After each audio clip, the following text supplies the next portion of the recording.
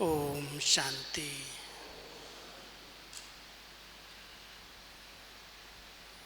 बाबा के बच्चे समय अनुसार सेवाओं की रूपरेखा को बदलते हुए देखते हैं। बाबा के समय पर समय इशारे मिलते रहते हैं कि बच्चे ऐसा समय आएगा जो सब सेवाएं बंद हो जाएंगी। केवल मनसा सेवा आप एक स्थान पर बैठे हुए दूर दूर की आत्माओं को मदद कर सकेंगे। सभी मनसा सेवा का अभ्यास तो करते ही हैं, कहते भी हैं कि मनसा सेवा सबसे सहज सेवा है। न कोई भाग दौड़ है, न कोई खर्चा है, लेकिन मनसा सेवा करने के लिए मन बहुत समर्थ शक्तिशाली चाहिए। कोई भी सेवा के लिए शक्ति की ज़रूरत होती है। अगर किसी को कहा जाए आप ये सामान उठा करके ऊपर तक पहुंचा दो, ये काम कर दो, अगर उसके पास शरीर की शक्ति है, शरीर स्वस्थ है, तो फटाफट वो काम हो जाएगा, कर लेगा। लेकिन अगर शरीर में ही शक्ति नहीं है, कमजोरी है, बीमारी है, तो कहेगा ये काम मेरे बस का नहीं है। ऐसे ही अगर मनसा सेवा करनी है तो मन भी बहुत समर्थ, बहुत शक्तिशाली चाहिए। मन अगर खुद ही उलझा हुआ है, छोटी छोटी बातों में वो तनावग्रस्त हो जाता है, एकाग्र ही नहीं होता, कंट्रोल में ही नहीं रहता, अपने लिए ही अपने को कंट्रोल करने की शक्ति नहीं है, तो मनसा सेवा हो सकती है। इसलिए हम सबको इस मन को बहुत सशक्त बनाने की ज़रूरत है। जैसे तन को शक्तिशाली बनाने के लिए विशेष सभी ध्यान रखते हैं कि हम अच्छी पौष्टिक खुराक खाएं, समय अनुसार शरीर को एक्सरसाइज कराएं, सैर करें, एक्सरसाइज करें, और जो चीज़ें नुकसान करने वाली हैं, शरीर को सूट नहीं करती हैं, उसकी हम परहेज करें। कुछ बातों का ध्यान रखते हैं तो जल्दी जल्दी बीमारी नहीं आती, स्वस्थ रहते हैं। स्वस्थ हैं तो सब काम करने की रुचि रहती है, बीमार को क्या रुचि रहेगी। ऐसे ही बाबा कहते हैं मनसा सेवा करने के लिए बच्चों को बहुत ध्यान देना है। मन इतना शक्तिशाली हो जो जहाँ भी इसको हम ले जाना चाहें वहाँ पहुँच सके। उसके लिए एक्सरसाइज करते रहें। 3 स्वरूपों की एक्सरसाइज बाबा रोज़ कराते हैं। आज तो मुरली में 5 स्वरूपों की एक्सरसाइज कराई थी। सुन लेते हैं, बीच बीच में कभी याद आता है तो करते हैं कि एक सेकेंड में अभी अभी परमधाम में चले जाओ,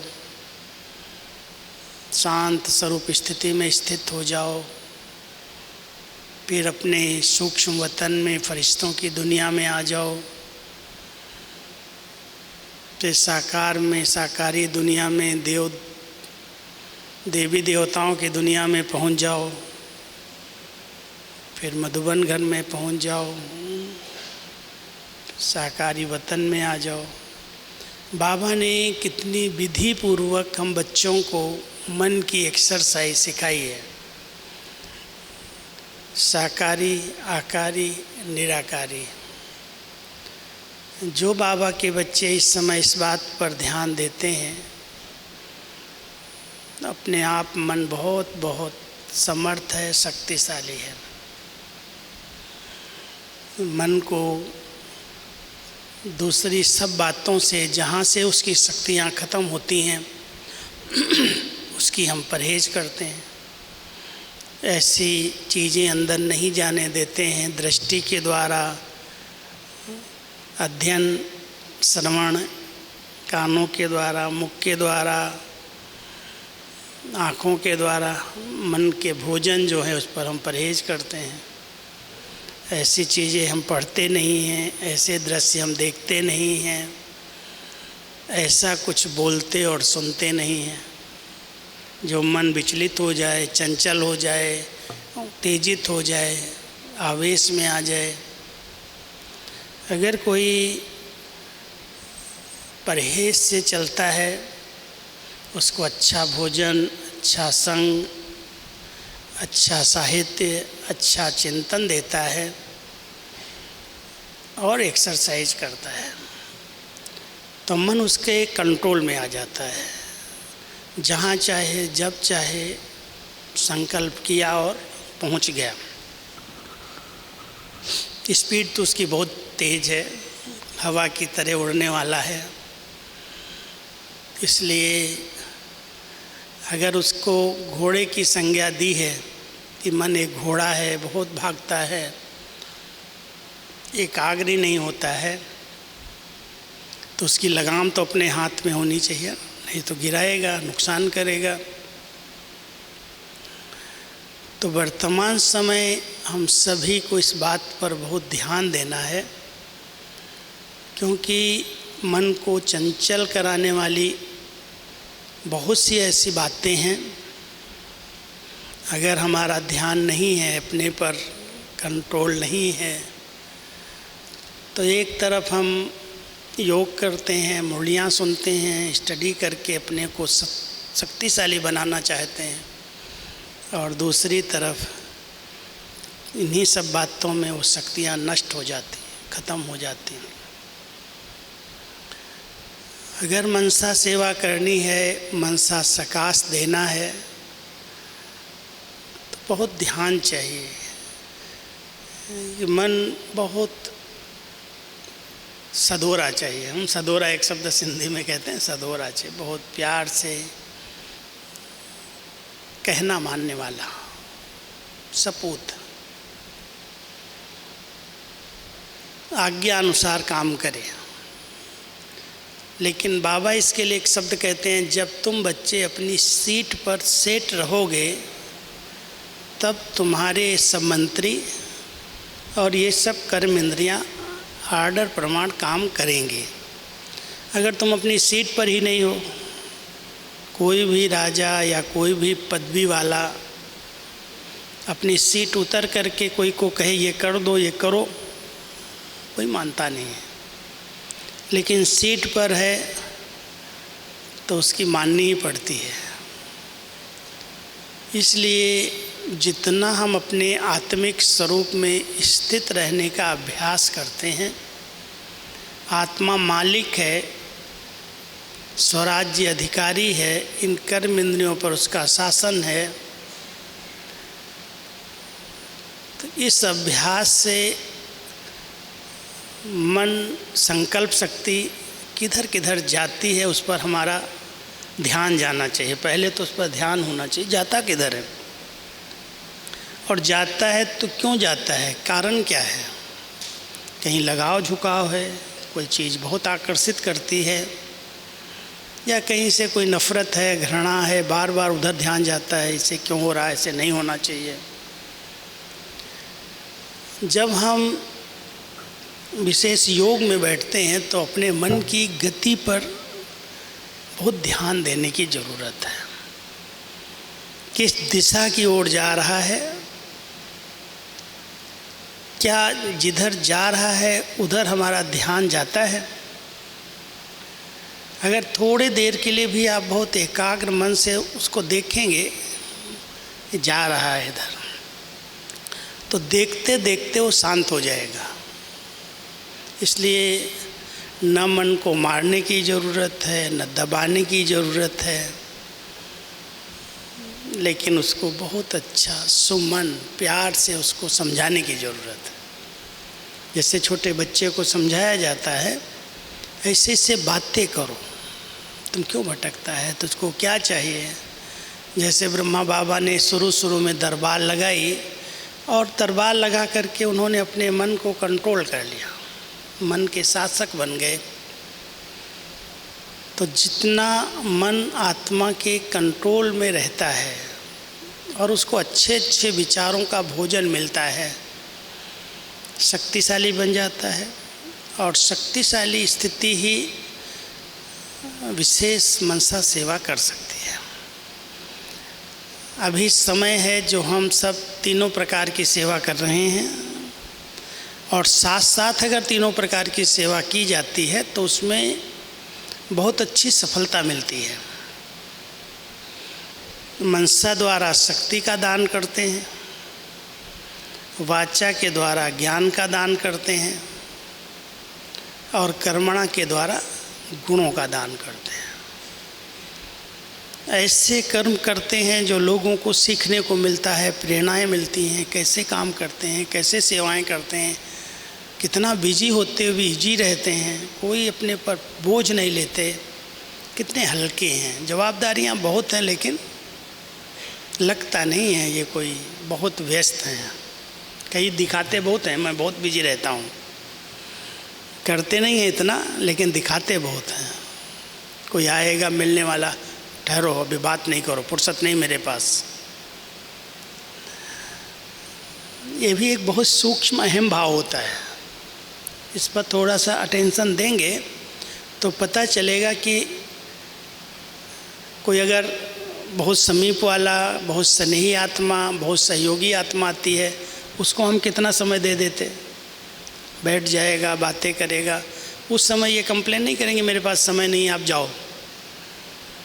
लेकिन कोई ऐसे ही आ गया, 2 मिनट मिलना चाहता है, बात करना चाहता है, कोई बात पूछना चाहता है, हम फ़ौरन कहते मेरे पास समय नहीं भाई, मैं बहुत बिजी हूँ, जाओ यहाँ से।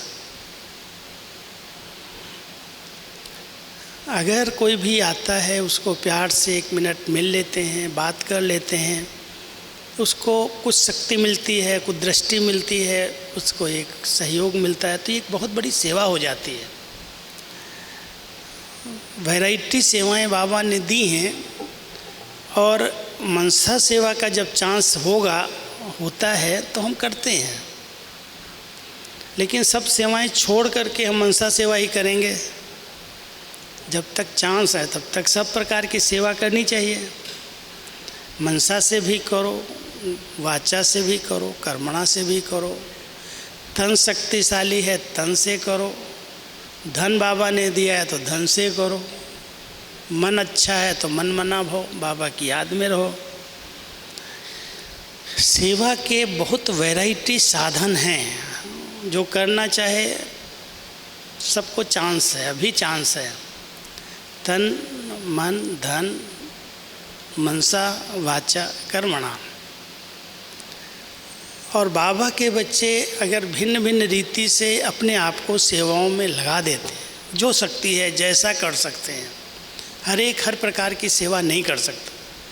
कईयों के पास तन इतना शक्तिशाली नहीं है, कमज़ोर है, तो तन से सेवा नहीं कर पाता। मन अच्छा है तो मन मना भो, बाबा की याद में रहता है, योग युक्त होके रहता है, खुशी में रहता है, तो उसके अच्छे वातावरण में अच्छे वाइब्रेशन फैलते हैं, चारों तरफ शक्तियाँ फैलती हैं।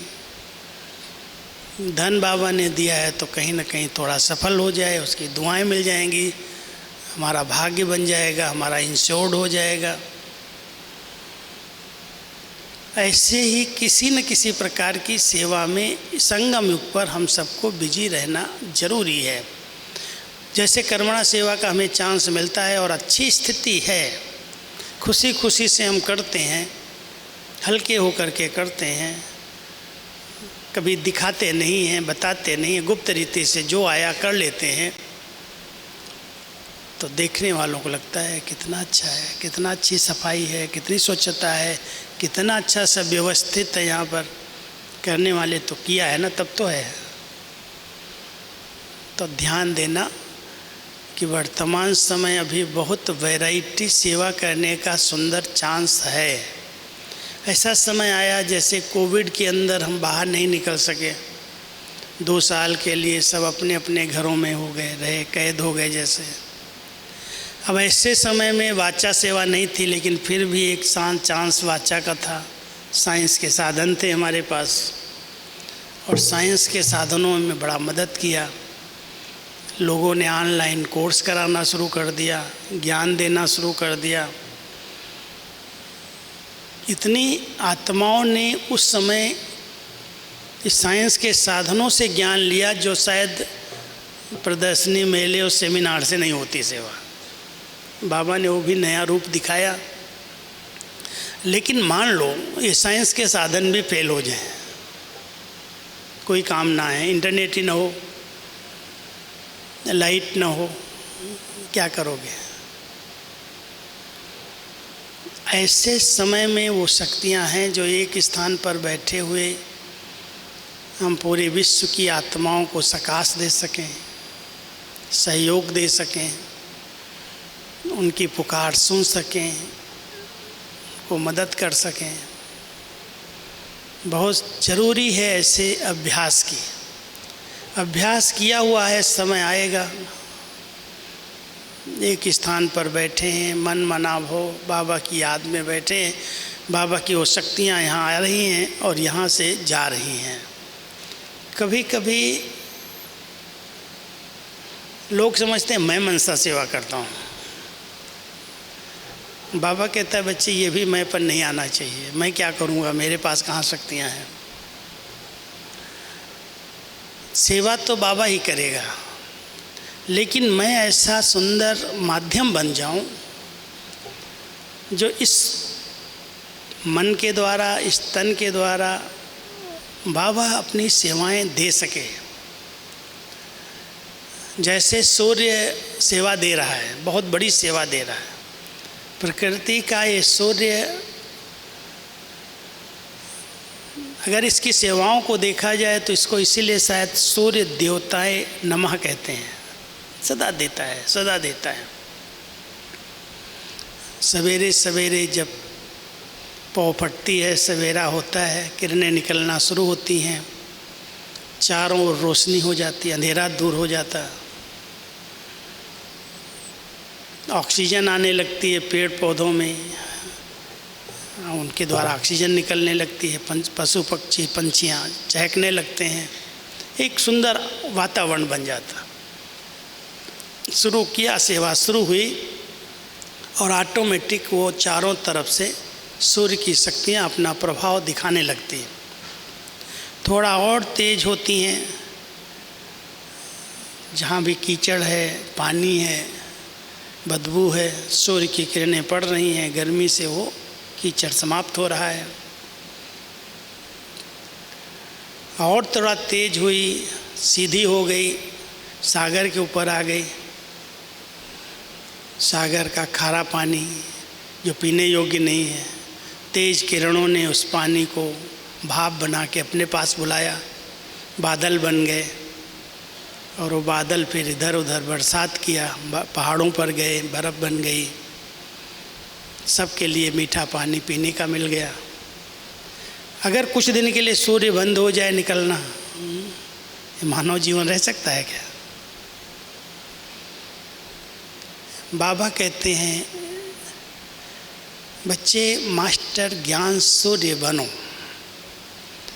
और जो ज्ञान सूर्य बाबा है उसकी किरणों को पहले स्वयं में धारण करो। एक कांच के ऊपर अगर सूर्य की किरण आ रही है, सूर्य चारों तरफ है, उसकी बहुत अच्छी किरणें हैं, प्रकाश है, सब प्रकार का कार्य कर रही हैं, लेकिन अग्नि नहीं प्रज्वलित कर सकती है, वो बैटरी चार्ज नहीं कर सकती ऐसे डायरेक्ट। उन किरणों को जब साइंस ने उनके आगे कांच ऐसे रखे और वो कांच जब उसके साथ साथ घूमने लगे, जिधर सूर्य परिक्रमा दे रहा है उसी तरफ वो कांच रहे, तो उसकी किरणें उस पर आती गई, फोकस होती गई और इतनी फोकस हुई जो सामने से अगर पाइप जा रहा है पानी का तो स्टीम बन गया, इतना तेज़ गर्म हो गया। बैटरी चार्ज हो गई, सोलार एनर्जी पैदा हो गई। बाबा भी अपने बच्चों को कहते हैं, बच्चे और कुछ नहीं करो, लेकिन कम से कम इस कांच को बड़ा साफ स्वच्छ रखो, इसमें बहुत शुभ भावनाओं का स्टॉक रखो। जितनी दुर्भावनाएं हैं, अशुद्ध संकल्प हैं, नेगेटिव संकल्प हैं, उन संकल्पों को क्लीन करो, पहले साफ करो। मनसा सेवा करने वालों को मन में किसी के प्रति भी कोई भी गलत दृष्टिकोण नहीं होना चाहिए, किसी के प्रति भी।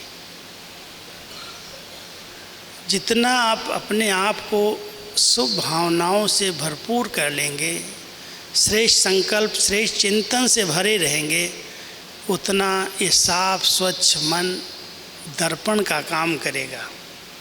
और साफ दर्पण है और एक बाबा की तरफ ही अटेंशन है, दाता एक है। सबको शक्ति देने वाला, सकाश देने वाला, सहयोग देने वाला बाबा ही है। हम आत्माएं कुछ भी नहीं कर सकती। ऐसी शुद्ध भावना के साथ जब बाबा की तरफ हमारा ध्यान रहता है और बाबा की किरणें, बाबा की शक्तियाँ हम अपने में ग्रहण करते, वही शक्तियाँ यहाँ से रिफ्लेक्ट हो करके जो संकल्प है, किसी की बीमारी है, बाबा कहते हैं बच्चे इसको योगदान दो, मदद करो, आपका साथी है, आपका संबंधी है, आपका परिवार का सदस्य है, आप उसको कुछ न कुछ अच्छे वाइब्रेशन दे के उसको सहयोग दो। 3 शब्दों का प्रयोग साकार में ब्रह्मा बाबा ने किया। पहला था सकाश। बच्चे जब किसी पर बहुत बंधन आते हैं, दुख दर्द होता है, तकलीफ़ होती है, तो बाबा रात रात को जाग करके बच्चों को सकाश देते हैं। फिर दूसरा शब्द बाबा ने प्रयोग किया, बाबा बच्चों को जाग करके रात को सर्च लाइट देते हैं। फिर एक और शब्द प्रयोग किया, बाबा बच्चों को करंट देते हैं। ये ब्रह्मा बाबा की गुप्त पुरुषार्थ की अंतिम समय की स्थिति थी। जब 68 में विशेष हमारे विश्व किशोर दादा, जिनको हम सब प्यार से भाऊ कहते थे, बाबा के बहुत अनन्य थे, वारिस बच्चे थे। शुरू से लेकर के जब बाबा का व्यापार था कलकत्ता के अंदर, लौकिक में वो बाबा के भाई के बेटे थे। भाई ने शरीर छोड़ दिया था तो उनकी पालना बाबा ने ही की थी। और बाबा के बिजनेस के साथ साथ उनकी भी दुकान हीरे जवाहरात की थी। बाबा ने ही उनकी शादी कराई थी। लेकिन जब बाबा को ज्ञान मिला तो वो पहला बेटा ऐसा था जो बाबा के साथ साथ खुद भी हर बात में राइट हैंड बना, सहयोगी बना, समर्पित हुआ। एक बेटा था, पत्नी थी, 3 ही जने थे। तो संतरी दादी, जिनको हम प्यार से संतरी दादी कहते हैं, उनकी युगल का नाम था।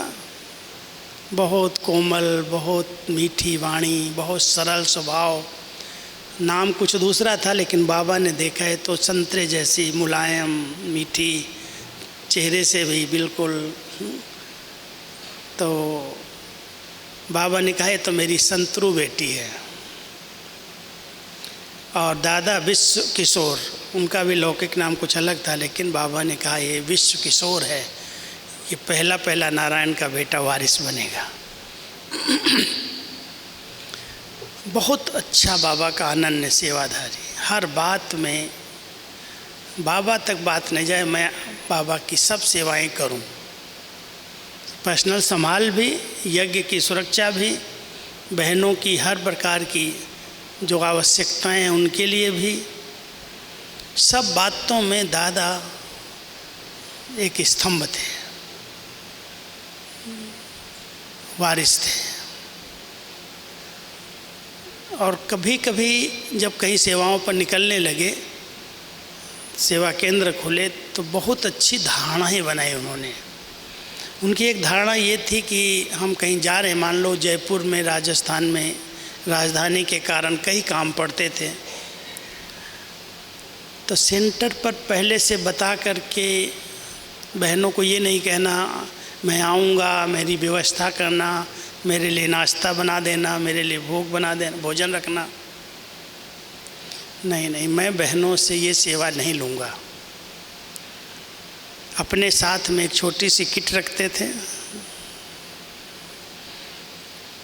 एक स्टोव होता था, अपने साथ में दाल चावल आटा सब साथ में रहता। और स्टेशन पर जब विजिटिंग रूम में अंदर जाते तो कोने में सफाई कर लेते और बर्तन छोटे से रख करके थोड़ी सी खिचड़ी या कुछ बनाया और खाया, बस किसी पर डिपेंड नहीं रहे। लेकिन जब बड़े भाई और आने लगे तो दादा को आया कि अभी सब आ गए, अभी हमको एडवांस में सेवा में जाना चाहिए। तो बाबा को बोलते थे, बाबा अभी हमको छुट्टी दो, अभी हम आगे की सेवा की तैयारी करें नई दुनिया के लिए। तो बाबा कहते थे नहीं बच्चों तुम रहो, तुम्हारा बहुत ज़रूरत है, तुम्हारी आवश्यकता है। लेकिन एक बार उनको हर्निया की तकलीफ़ हुई, प्रोस्टेट हर्निया की तकलीफ़ हुई। तो रमेश भाई उस समय ज्ञान में थे, बॉम्बे में जो रहते थे, उन्होंने बाबा को बोला बाबा विश्वकिशोर दादा का ऑपरेशन हम बॉम्बे में करा लेंगे, आप छुट्टी दे दो। तो रमेश भाई लेने के लिए आए बॉम्बे मधुबन में, और वो पहला ही दिन था जो बाबा ने 2 बजे दोपहर में जब रेस्ट का टाइम था, छुट्टी लेके जाने लगे, तो बाबा ने कहा फोटोग्राफर को बुलाओ, वो रेस्ट में था। और फोटोग्राफर आया, रमेश भाई, विश्वकिशोर दादा और बाबा 3 ही जने थे। फ़ोटो निकलवाया बाबा ने खड़े होकर के। बाबा को तो जानता था कि बच्चा भी वापस नहीं आएगा, लेकिन छुट्टी दिया, वापस गया, बॉम्बे गया, ऑपरेशन हुआ, ठीक हो गया 2-3 दिन में। लेकिन धीरे धीरे उसका दर्द बढ़ा, और बाबा को जब समाचार मिला कि बच्चे को बहुत पीड़ा है, दर्द हो रहा है, तो बाबा ने पूरी रात जाग करके उसके लिए मुरली नहीं योग किया, सकाश दिया। वहाँ से सकाश शब्द निकला कि बच्चे को, अनन्य बच्चों को अगर कोई तकलीफ़ होती है तो बाबा की भी नींद फिट जाती है। बाबा उस बच्चों को जाग करके करंट देता है, सर्च लाइट देता है, सकाश देता है। वहाँ से ये शब्द प्रयोग हुए बाबा के।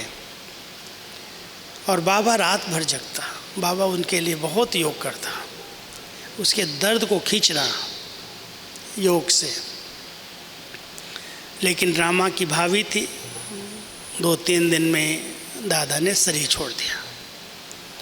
अब जब शरीर छोड़ा तो रमेश भाई ने बाबा को कहा कि बाबा आपका अनन्य बच्चा था, मैं उसको अहमदाबाद तक फ़्लाइट में लेके आता हूँ और माउंट आबू में आपकी दृष्टि मिलेगी, फिर सकाश देंगे, तो फिर उसके बाद संस्कार करेंगे। बाबा ने इतना सख्त नष्टो मोहा का पाठ पढ़ा हुआ था। बाबा ने, बच्चे बाबा के पास बच्चा आ गया, चला गया, तो मिट्टी को यहाँ लेकर के क्यों आओगे, वहीं संस्कार कर दो, कोई लाने की ज़रूरत नहीं। बाबा की निर्मल संता दादी बेटी भी वहाँ थी, संतरी दादी भी वहाँ थी, सब संबंधी और थे, रमेश भाई भी थे। तो जब संस्कार किया तो सबको होता है कि फ़ोटो ले लें, निकाल लें। फ़ोटो सारे निकाले चारों तरफ से, फ़ोटो ले कर के और मधुबन में आए, बाबा को दिखाना चाहा। बाबा इतना स्ट्रिक्ट, किसके फ़ोटो लाई है? मिट्टी के। बाबा को मिट्टी का फ़ोटो दिखाने के लिए लाए, सब फाड़ दो, फेंक दो, कोई ज़रूरत नहीं है। इतना न्यारा प्यारा। जो बाबा ने उस बच्चे को मदद की, सकाश दिया, करंट दिया, सर्च लाइट दिया, उसके बाद बाबा की मुरलियाँ इस पर चलने लगी कि बच्चे दुख बढ़ रहे हैं, चारों तरफ से बंधन बढ़ रहे हैं व्यक्तियों के। कई हिसाब किताब हर आत्मा के सामने आते हैं। तुम बच्चों का कर्तव्य है इस सृष्टि परिवर्तन में इन तीनों बातों का प्रयोग करना। मनसा जितनी शक्तिशाली है, एकांत में एकाग्र होकर के बैठते हैं। बाबा की करंट ऐसे आती है, अशरीरी बना देती। करंट तभी लगती है जब रबड़ हटती है करंट, लेकिन लगेगी तब जब ये रबड़ हट जाएगी। करंट तभी पहुंचती है जब हम अशरीरी स्थिति में स्थित होते हैं। इस देह से न्यारे हुए आत्मिक स्थिति में स्थित हुए बाबा की करंट अशरीरी बना देती है। और जब अशरीरी स्थिति में हम आत्माएं स्थित हो जाती हैं उस करंट से, तो जो आत्मा के अंदर कोई रोग हैं, कोई बीमारियां हैं, कोई संस्कार हैं, उस करंट से उसका इलाज हो जाता है, वो जैसे परिवर्तन हो जाती है। इसलिए सबसे शक्तिशाली स्थिति योग की जो है वो बीज रूप की स्थिति है, वो निराकारी स्थिति है, जिसको बाबा कहते हैं ज्वालामुखी याद।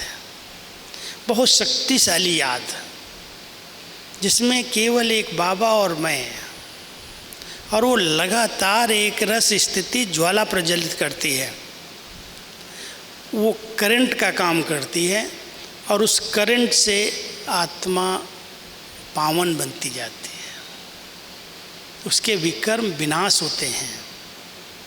उसको बीज रूप की स्थिति भी कह सकते हैं। लेकिन जब हम सूक्ष्म लोक में सूक्ष्म वतन से अपने फरिश्ते स्वरूप से सेवा करना चाहते हैं, तो एक बहुत ऊंची दूसरी स्टेज है योग की, लाइट हाउस की स्थिति। जैसे सागर के किनारे पर जहाँ शिप आने होते हैं, बड़े बड़े जहाज आते हैं, वहाँ पर सागर के किनारे बड़े ऊंचे टावर लाइट हाउस लगाते हैं, और लाइट हाउस के अंदर बहुत तेज़ लाइट ऐसे घूमती रहती है, एक जगह स्थिर नहीं, घूमती रहती है। उस लाइट हाउस से बहुत दूर दूर तक जहाँ पर भटका है कोई स्टीमर, उसको पता चलता है कि इधर किनारा है, इधर जाना है, तो अपने रास्ते को पकड़ लेता है, भटकना उसका बंद हो जाता है। वर्तमान समय आत्माएं बहुत भटक गई हैं, राह ढूंढ रही हैं। भगवान कौन है, कहाँ है, कैसे मिलता है, किसी को कुछ पता ही नहीं है। हम सभी अपनी सूक्ष्म फरिश्ता स्थिति के द्वारा ज्ञान स्वरूप स्थिति से लाइट हाउस बन करके सर्च लाइट दे सकते हैं, उनको सर्च कर सकते हैं, किधर कौन बाबा का बच्चा है, किसको ज़रूरत है, सही मार्ग मिल जाए उनको, उसके लिए सर्च लाइट देने की सेवा करना है। और जितना लाइट स्वरूप में रहेंगे, फरिश्ता स्वरूप लाइट स्वरूप है, लाइट में भी एक हल्कापन है, एक प्रकाश स्वरूप है, इसलिए कहते हैं डबल लाइट। डबल लाइट माना हल्का है, प्रकाश है। तो जितना वो हल्का है, कोई बोझ नहीं है, और प्रकाश स्वरूप माना आत्मिक स्वरूप में स्थित है। आत्मिक स्वरूप में स्थित फरिश्ते की ड्रेस से वो सर्च लाइट दे करके आत्माओं को, दूर दूर की आत्माओं को रास्ता दिखा सकता है, उनका आवाहन कर सकता है, उनको बुला सकता है, समीप आ जाती हैं आत्माएं। लेकिन तीसरी स्टेज है जो साकार में रह कर के भी हम सब कर सकते हैं। जितना हम एक बाबा की याद में, लगन में मगन हो जाते हैं, बहुत पावरफुल योग के अंदर बैठ जाते हैं, मैं और मेरा बाबा, तो वो जो तेज योग अग्नि है वो सकाश का काम करती है। कहीं जाने की ज़रूरत नहीं है, एक जगह पर तेज बल्ब जल रहा है, वो लाइट भी दे रहा है, और लाइट के साथ साथ उसकी जो किरणें हैं, जो उसकी शक्तियाँ हैं, वो भी गर्मी का अनुभव कर रही हैं, सकाश का अनुभव कर रही हैं। सकाश एक आँच को भी कहते हैं, जैसे सकाश आ रही, यहाँ अग्नि जल रही है, इसकी सकाश बड़ी तेज आ रही है मेरे पर। तो सकाश है क्या? कई कहते हम सकाश देते हैं, लेकिन स्थिति बस ऐसे रूह रियान की है, हल्की फुल्की है, सकाश नहीं जाएगी। लेकिन जितनी अच्छी एकाग्रता है, एक बाबा की याद में आत्मा मगन है, वो लगन में मगन स्थिति, एकाग्र स्थिति, वो सकाश देने का काम करती है। जहाँ भी रहो, मन बुद्धि को ऐसा स्थिर करो, एकाग्र करो, जैसे बाबा की सब शक्तियाँ यहाँ आ रही हैं और वो यहाँ से रिफ्लेक्ट होकर के जा रही हैं, दूर दूर तक जाके अपना काम कर रही हैं, वो सकाश हो जाती है। तो ये तीनों प्रकार की सेवा वर्तमान समय हम सबको करने की आवश्यकता है। लेकिन इसके लिए बहुत अच्छी मन बुद्धि की स्वच्छता चाहिए। पहले स्वच्छता, फिर एकाग्रता चाहिए, और तीसरी बहुत अच्छी भावनाएं चाहिए, निर्दोष भावनाएं। अगर भावनाओं में जरा भी मिक्स है और हम कहीं मनसा सेवा कर रहे हैं, तो वो सेवा वास्तव में सेवा नहीं कहलाती। सेवा तो जिस आत्मा को सहयोग दिया जाए, सुख दिया जाए, प्राप्ति कराई जाए, उस सब्जेक्ट को सेवा कहते हैं। सेवा शब्द ही सुख देना और सुख लेना है। तो जब हम सेवा कर रहे हैं तो सेवा में कोई भी आत्मा के प्रति न कोई कामना रखनी है। कई बार कोई योग क्या करते हैं, चलो आज हम सब उसको योगदान देंगे, मनसा सेवा करेंगे, वो हमें ये ज़मीन दे देगा, वो हमें ये सहयोग दे देगा। क्या ये राइट है? बाबा ने ये सेवा करने की मना की है, ऐसी सेवा नहीं चाहिए। आप बेहद में रह कर के सेवा करो। बाबा को कोई भी कार्य कराना है, कई प्रकार के यज्ञ में विघ्न आए। जब भी कोई विघ्न आता तो दादियाँ हमें शाम को कहती, आज 10-12 भाई जो योग करते हैं, अच्छे योगी हैं, चलो 2 बजे उठ करके योग करेंगे। किस कारण करेंगे कभी नहीं बताते हैं। कोई विघ्न आया है, कोई बातें हैं, उनको क्यों बताना, वो संकल्प चलाता रहेगा, ऐसी बात है इसके लिए हम योग कर रहे हैं, कभी नहीं बताया। लेकिन 2 बजे उठ कर के बहुत अच्छी दिल कराई, कमेंट्री कराई, बहुत पावरफुल योग हुआ, और उस योग की करंट ने, उस योग की सकाश ने जो सामने से विघ्न थे खत्म किए, अपने आप खत्म, परिवर्तन हो गए। बाद में कहती है इसके कारण योग रखा था, पहले नहीं बताया। तो ये नहीं संकल्प लेके बैठना है ये विघ्न है, ये भाई बहुत डिस्टर्ब कर रहा है, इसकी आवश्यकता है या इसकी बीमारी है, ये विघ्न उसको ख़त्म हो जाए, इसकी ज़रूरत नहीं। आप बेहद में स्थित होकर के जहाँ भी जो ज़रूरत है बाबा अपने आप कराएगा। आप मन बुद्धि को एकाग्र करो। एक दूसरा मिसाल भी बाबा देते हैं कि कई बार कोई पेशेंट है, बहुत परेशान है, और आप उसको इलाज के लिए डॉक्टर के पास ले जाते हैं, डॉक्टर के हवाले करते हैं। डॉक्टर कहता है भाई बहुत क्रिटिकल केस है, कुछ भी हो सकता है, इसलिए आप एक साइन कर दो। साइन ले लेता है, और साइन ले कर के पेशेंट को अपने अंदर लेता है और जो लाए हैं साथियों को उनको कहता है भगवान को याद करो, यहाँ बैठो, अंदर नहीं आना। वो बाहर बैठ करके वो भगवान का याद करें, उनको कुछ भी करें, प्रार्थना करें, जो करना है वो डॉक्टर अंदर कर रहा है। पेशेंट को ये नहीं कहा जाता है तुम पेशेंट को याद करो, या संबंधियों के नहीं कहा जाता तुम पेशेंट को याद करो या डॉक्टर को याद करो, उनको ये कहा जाता तुम भगवान को याद करो। ऐसे ही बाबा हमको कहता है बच्चे जिसको भी योगदान देना है, जिसके लिए विशेष योग के प्रोग्राम रखे गए हैं, एक संकल्प किया और उनको बाबा के हवाले किया। बाबा आप जानो, आपका बच्चा है, इसको ठीक करो, जैसे भी आपको चलाना है ठीक करो, मदद करो, लेकिन मैं बाबा को याद करूं। तो जैसे पेशेंट डॉक्टर के हवाले किया और हम एकाग्र होकर के बाबा की याद में बैठ गए, तो बाबा उसको जो शक्ति देना होगा, जो सकाश देना होगा, अपने आप देगा। हमारी एकाग्रता से हमारी स्थिति अच्छी बन जाती, हमारे संस्कार शुद्ध होते, हमारा समय, संकल्प, श्वास सफल होता और आत्माओं को उसके द्वारा कुछ न कुछ मदद मिल जाती है। इसलिए वर्तमान समय अनुसार हम सभी को समय निकालना है और ख़ास करके ये समय हर एक को पांचों तत्वों की प्रकृति की सेवा करना बहुत ज़रूरी है, क्योंकि ये अभी बहुत विकराल रूप ले रहे हैं। इस सृष्टि परिवर्तन में सबसे बड़ा योगदान प्रकृति के तत्वों का है। बहुत उछलेंगे, कहीं भूकंप आएंगे, कहीं सुनामी आएंगी, कहीं ज्वालामुखी फटेंगे, कहीं सूखे पड़ेंगे, कहीं अकाल पड़ेगा, कहीं बाढ़ आएगी,